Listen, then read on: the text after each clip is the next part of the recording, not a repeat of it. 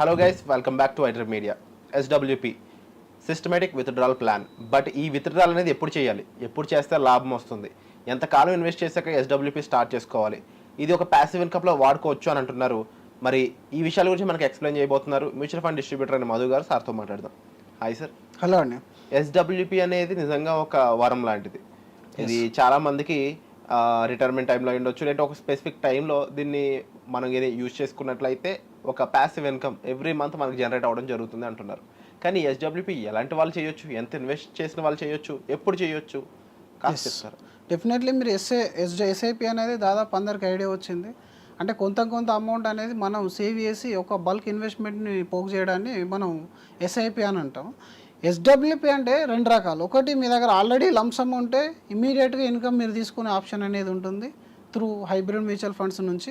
లేదా మీ దగ్గర కార్పస్ లేదు, ఒక 15-20 ఇయర్స్ మీరు టార్గెట్ పెట్టుకొని I want to become financially free buy next 15 years 20 years according to your ఏదైతే ఏజ్ ఉంటుందో దాన్ని బట్టి, లేదా మీ యొక్క కెపాసిటీ ఆఫ్ ఇన్వెస్ట్మెంట్ని బట్టి మీరు డిసైడ్ చేసుకోవాలి.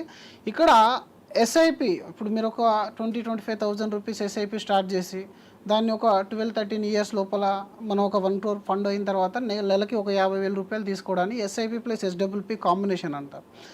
జనరల్గా ఏంటంటే ఎస్ఐపి అనేది మీకు పాకెట్ ఫ్రెండ్లీ లాగా ఉంటుంది, ఎస్డబ్ల్యూపీ అనేది మీ పాకెట్కి మనీ ఇచ్చేలాగా ఉంటుంది అనమాట. సో ఎస్డబ్ల్యూపీని రిటైర్మెంట్ వాళ్ళు ఇమీడియట్గా అందరూ చూసేది ఏంటంటే ఏదైనా ఒక రెంటల్ ప్రాపర్టీ తీసుకొని దాని నుంచి రెంటల్ ఎంజాయ్ చేయడం అనేది జరుగుతుంది. బట్ ఈ రోజుల్లో మనం ఒక ప్రాపర్టీ రెంట్కి ఇవ్వాలి అంటే బల్క్ అమౌంట్ అనేది మనం బ్లాక్ చేయాల్సిన అవసరం అనేది ఉంటుంది. ప్రాపర్టీ అనేది మనం సొంతం చేసుకోవాలంటే అడ్వాన్స్గా మన రిజిస్ట్రేషన్స్ ఇట్లాంటివి కూడా దాదాపు మన జేబు నుంచి చిల్లులు పడే సమస్య అనేది కనబడుతూ ఉంటుంది బయట. అలాగే మీరు దీన్ని రెగ్యులర్ ఇన్కమ్ కోసం మిగతా ఆప్షన్స్ ఏమైనా ఉన్నాయనుకుంటే మీకు ఎఫ్డి కానీ లేదా పోస్ట్ ఆఫీస్ డిపాజిట్స్ కానీ మీరు చూడాల్సి వస్తుంది. బట్ వాటిలో మేజర్ రిస్క్ ఏంటంటే మీ క్యాపిటల్ అనేది మీరు ఒక 20 సంవత్సరాలు మీరు బ్యాంకు నుంచి ఎఫ్డి చేసి ఇంట్రెస్ట్ తీసుకుంటే 20 సంవత్సరాల తర్వాత కూడా మీ క్యాపిటల్ అనేది సేమ్ ఉంటుంది. రెండోది, రానున్న రోజులలో మీ ఇంట్రెస్ట్ అనేది తగ్గిపోతూ ఉంటుంది. పోస్ట్ ఆఫీస్ కూడా ఈక్వల్లీ సేమ్ ఎఫ్డి లాగానే పనిచేస్తుంది. అండ్ సేఫ్టీ విషయానికి వస్తే 5 lakhs వరకు బ్యాంక్ ఎఫ్డి సేఫ్టీ అనేది ఉంది. ఇంకా మనం బయట తీసుకున్నట్టయితే మీరు రియల్ ఎస్టేట్ వీటిలలో ఏంటంటే పెద్ద అమౌంట్ బ్లాక్ అయిపోతుంది, మళ్ళీ ఎప్పుడైనా మీకు అవసరం పడింది. ఇప్పుడు ఫర్ ఎగ్జాంపుల్ మనం ఎలాంటి అవసరం లేదని చెప్పేసి ఒక రెంటల్ ప్రాపర్టీ తీసుకున్నాం, రేపు పొద్దున మనకు చాలా అవసరం పడింది మనీ, అప్పుడు మనం దాని నుంచి కొంచెం పార్షియల్ విత్డ్రాల్ చేయడం కానీ ఫుల్ విత్డ్రాల్ చేయడం కానీ అసలు అంత ఈజీ వర్కౌట్ అయ్యే విషయం అనేది కాదు. ఎస్డబ్ల్యూపీలో ఏంటంటే మీరు ఈరోజు 50 lakhs కానీ 1 crore కానీ డిపాజిట్ చేసి నెక్స్ట్ మంత్ నుంచి మీ రెంటల్ ఇన్కమ్ ఏదైతే మీరు బయట అనుకుంటున్నారో దాన్ని ఎస్డబ్ల్యూపీ రూపంలో తీసుకోవచ్చు. ఎంత తీసుకోవచ్చు? జనరల్లీ మీరు హైబ్రిడ్ కానీ బ్యాలెన్స్ అడ్వాంటేజ్ ఫండ్స్లో కానీ ఇమీడియట్ ఎస్డబ్ల్యూపీ అయితే, ఎవరైతే ఎస్ఐపి త్రూ కార్పస్ బిల్డ్ చేస్తారో వాళ్ళకి హైబ్రిడ్ ఫండ్స్ అవసరం లేదు.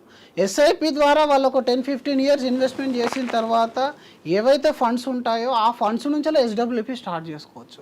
అంటే చాలామంది ఇక్కడ క్వశ్చన్ ఏంటంటే ఎస్ఐపి చేస్తే ఆ ప్రాసెస్ వేరు, ఎస్డబ్ల్యూపీ చేస్తే ప్రాసెస్ వేరు అని చెప్పేసి చాలామంది కన్ఫ్యూజ్ అవుతూ ఉంటారు.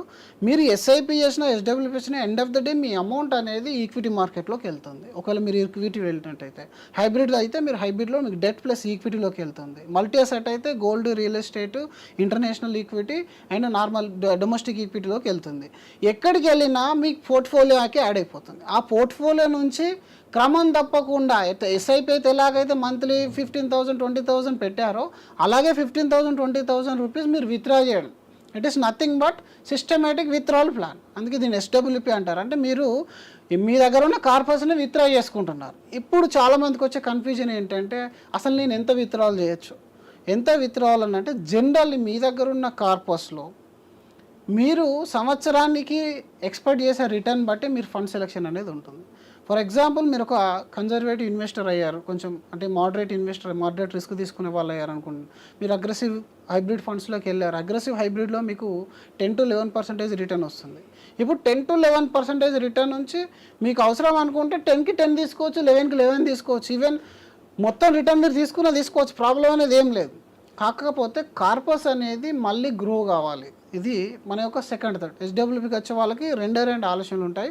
ఒకటి, నా దగ్గర ఉన్న కార్పస్ నా ఎంటైర్ రిటైర్మెంట్ వరకు యూజ్ అవ్వాలి, ఆ తర్వాత నాకు రెగ్యులర్ ఇన్కమ్ అనేది తగ్గకుండా ఇంక్రీజ్ అవుతూ రావాలి, అండ్ ఫ్యూచర్లో ఆఫ్టర్ మై లైఫ్ ఏదైతే కొంత కార్పస్ అయినా నేను నెక్స్ట్ జనరేషన్స్కి ఇవ్వాలనేది మెయిన్ ఉద్దేశం అనేది ఉంటుంది. అండ్ ఈ ప్రాసెస్లో ట్యాక్స్ కూడా నాకు తక్కువ ఉండాలి. ఈ 3 అనేవి కీ అనమాట. ప్రతి ఎస్డబ్ల్యూపీ ఇన్వెస్టర్ చూడాల్సినవి ఈ 3 పాయింట్స్ అనమాట. ఒకటి ట్యాక్సేషన్, రెండోది లెగసీ, మూడోది ఇంక్రీజింగ్ ఇన్కమ్, అండ్ ఇంకా 4వది నేను యాడ్ చేసేది ఏంటంటే మీకు లిక్విడిటీ.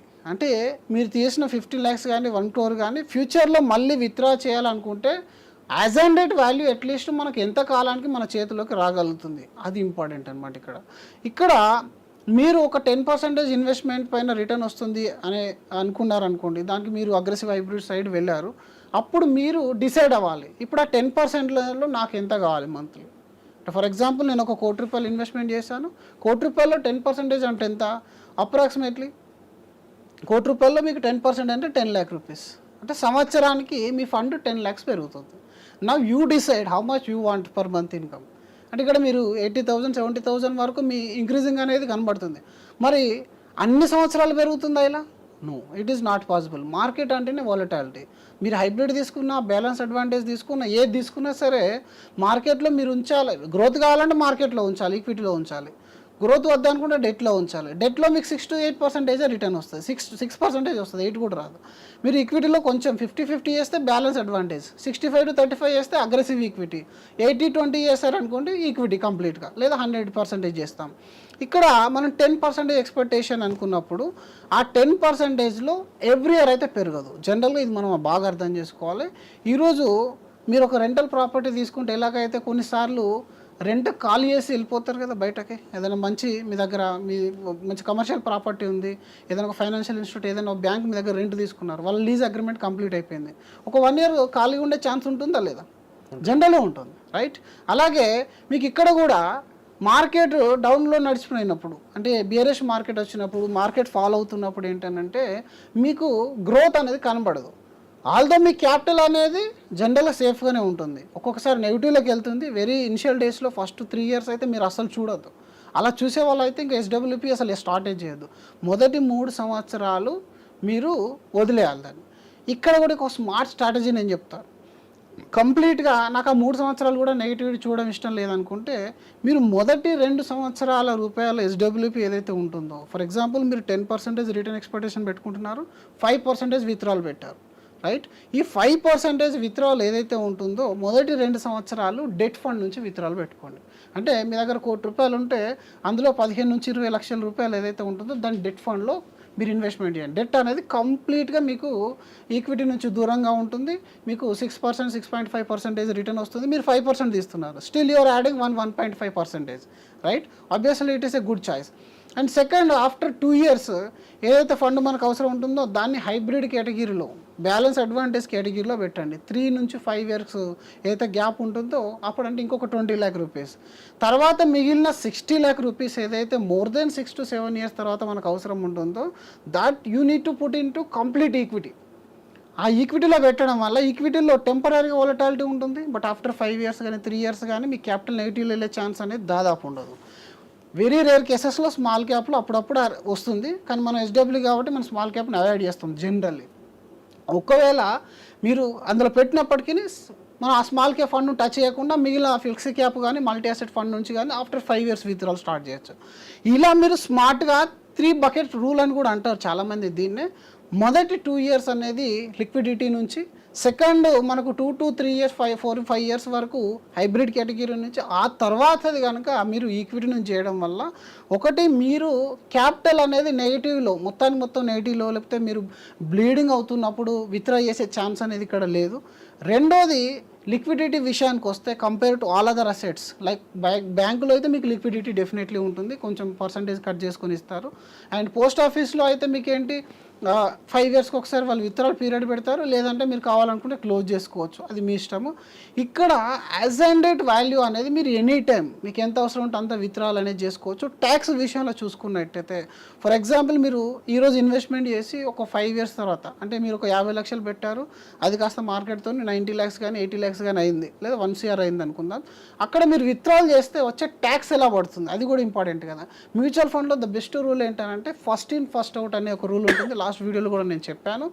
ఏ రోజైతే మీరు ఆఫ్టర్ అంటే 1 year అయిన తర్వాత విత్డ్రాల్ చేస్తున్నారు, నెలకు ఒక 50,000 విత్డ్రాల్ చేస్తున్నారు అంటే ఇక్కడ క్యాపిటల్ సగం ఉంటుంది అండ్ అలాగే మీ ప్రాఫిట్ అనేది ఆఫ్ ఉంటుంది అనమాట. అంటే ఫస్ట్ మీరు ఇన్వెస్ట్మెంట్ చేసిన దాంట్లో ఏదైతే ఈ 50,000 విత్డ్రా చేస్తున్నారో 25,000 is your capital and 25,000 is your profit. అంటే 25,000 పైన మీరు ఎలాంటి ట్యాక్స్ కట్టాల్సిన అవసరం అనేది లేదు. అంటే జనరల్లీ 25,000 అని అంటే మన సంవత్సరానికి 50,000 అంటే 6 లక్షలు మనం విత్డ్రా చేస్తున్నాం, రైట్?